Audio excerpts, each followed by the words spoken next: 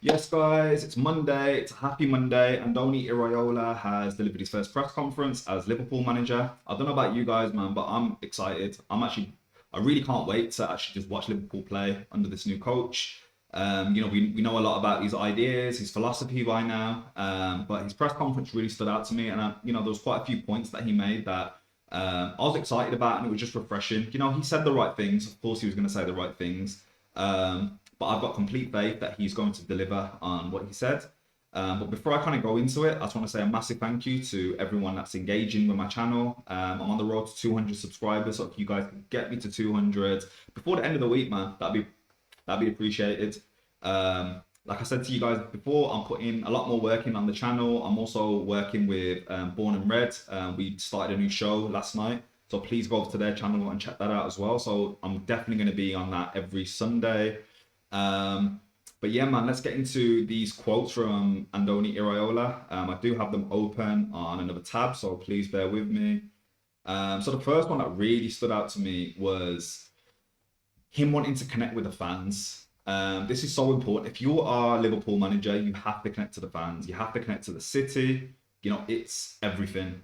You can't expect the fans to turn up and make noise if you're not displaying good, positive, hard-working, intense, fast football. Do you know what I mean?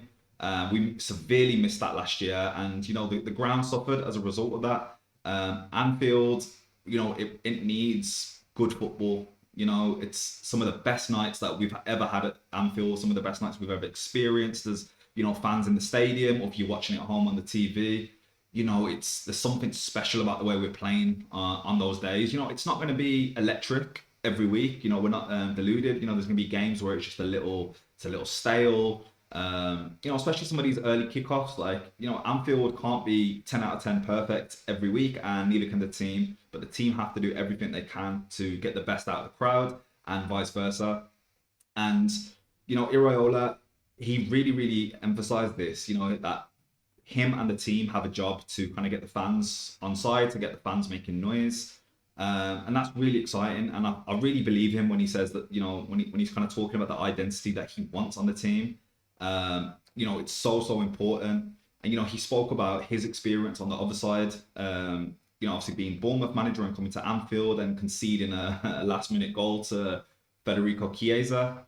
And, you can tell it's stuck with him. And I think it's exciting, man. What else did he say? He said that he wants to make sure the team works hard, that it's aggressive, so everyone can be identified, everyone can feel comfortable supporting this team. That's exactly what we want to hear. And it's people might say, oh, it's a little bit of lip service. Of course, he's going to do that, but listen, he needs to say, yeah, of course, he needs to say these things, and I believe that he will put them into practice.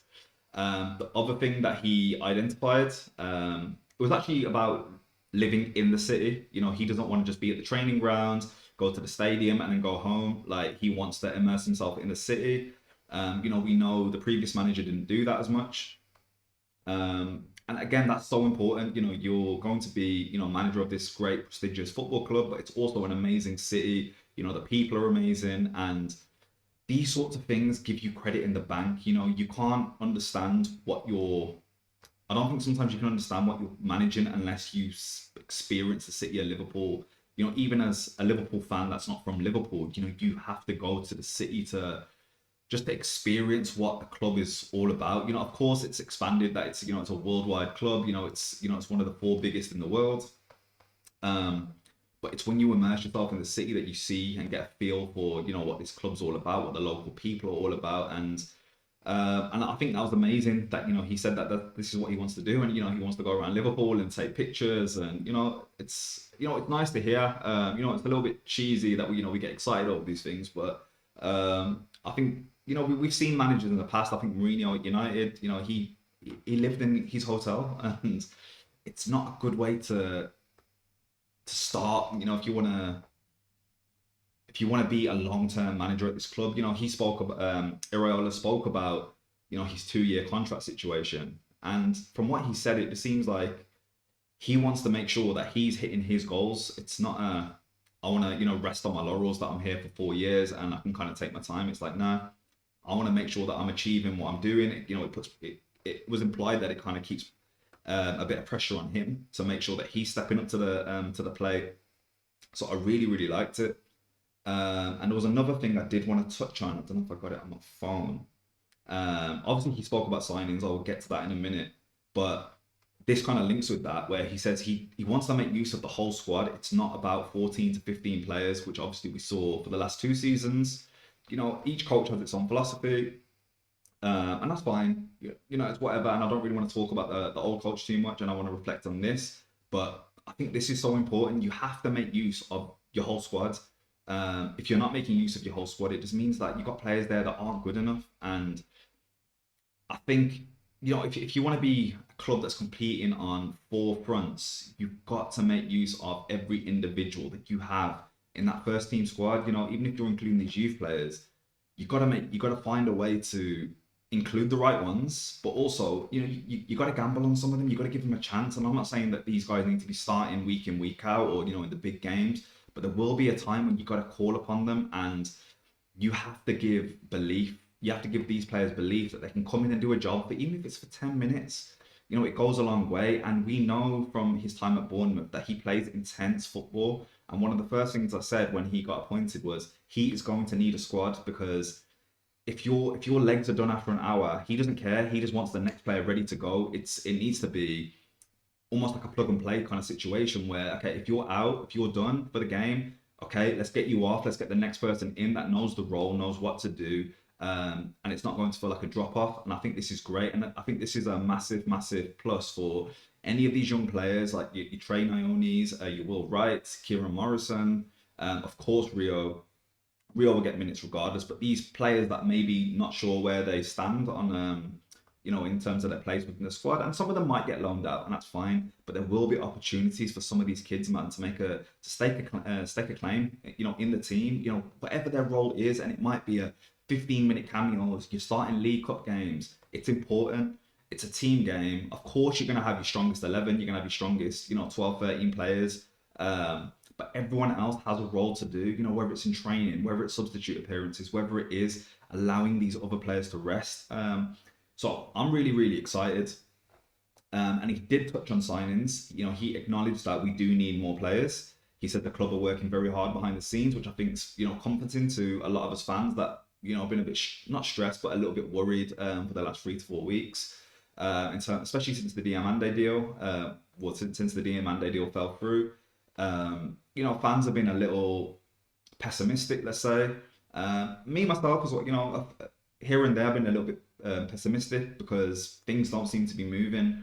But you try and hold on to, the little breadcrumbs that, maybe they are just doing work behind the scenes, and that's why it's gone quiet. I don't want to assume that these guys aren't doing anything, because they have to be, surely. It's not a secret that we need work. We lost 3 players already, and all on a free transfer. So that's 3 players you got to replace automatically. We were already short from last season, so there is a lot of work to do. I don't know how many players that we're going to bring in this summer, but it's promising that the coach has come out and said that, listen, transfers are being worked on. He acknowledges that he needs more players, and I think that's great. And I think the other thing I really liked was where he spoke about the core principles. I think we have to be our core principles, lots of games. Maybe you face low blocks, but I prefer that we're in control, less chances conceding. These are the scenarios we want. Other teams don't give you that. They want to control, play you in your half. I want to be in the opposition's half, creating chances. And this is another thing I said, like, we can't focus too much on his Bournemouth setup. Bournemouth would not have the same sort of possession that we're going to have at Liverpool. Teams aren't going to afford us the sort of space they would afford Bournemouth. And, the core principles, obviously, we're going to stay the same, but we are going to be, more control of the ball under Iraola. And, he's going to have a team that is way more in control too, which would be slightly, not opposite, but slightly different to Bournemouth, like I said, where they were afforded a little bit more space. So that shows you that, he knows he has to adapt to a club the size of Liverpool, adapt to a club where he knows these smaller teams aren't going to give you time and space on the ball. They're gonna sit back. They're gonna put you in a low block, and we have to make sure we provide this man with the tools to to overcome these things. I think the big games, I think we're going to blow teams away. I don't want to jump out too early, and even though I've said it now, but I think if you give this man the right tools, I think any game that's open, I think we got the ability. It's going to be very similar to Klopp, where we blitz teams, and we're going to have to, earn our points, against the Brentfords and the West Hams, these kind of teams that will naturally sit back, and they've got every right to. It's down to us to break them down. You can call it anti-football, but they have to do whatever they can to, get their points throughout the season. So that's on us to figure out a formula, and I got to believe this coach will. But we need to make sure we give him the right ingredients so this man can cook. I'm just seeing if there was anything else that he said. I sort of touched on the 2-year contracts. The expectations. He's very well aware that it's a massive jump from Bournemouth to Liverpool. But what actually another thing that I liked that he said was he wants to be him. Like he doesn't want to, sugarcoat things or second guess what he says in the media. He wants to be who he is, and I really like that, man. Like I don't like these media games that some coaches do. Be brutal, be honest, like whatever. Like Klopp was. That's what Klopp used to do, and obviously he's not Jurgen Klopp, but being real, being authentic, it takes you a long way. As soon as you start trying to be someone that you're not, like you can see through these things. Um, so I'm excited, man. I am going to do a video on a couple of transfer links, even though it's been quiet. But of course, there was the links of João Gomez. I'm going to talk about whether I think he would be a very good fit for Liverpool or not. But I'm interested to see what you guys thought at the press conference. I know a lot of people have probably already covered it by now. So if you do watch it, like I'm honestly grateful for you guys coming over here and showing me some love. Please share, please like, please subscribe. Like I said, I'm on the road to 200. So I'd really appreciate if you guys could get me there. And I think that is it for now, guys. And I will see you shortly for the video on João Gomez. Peace.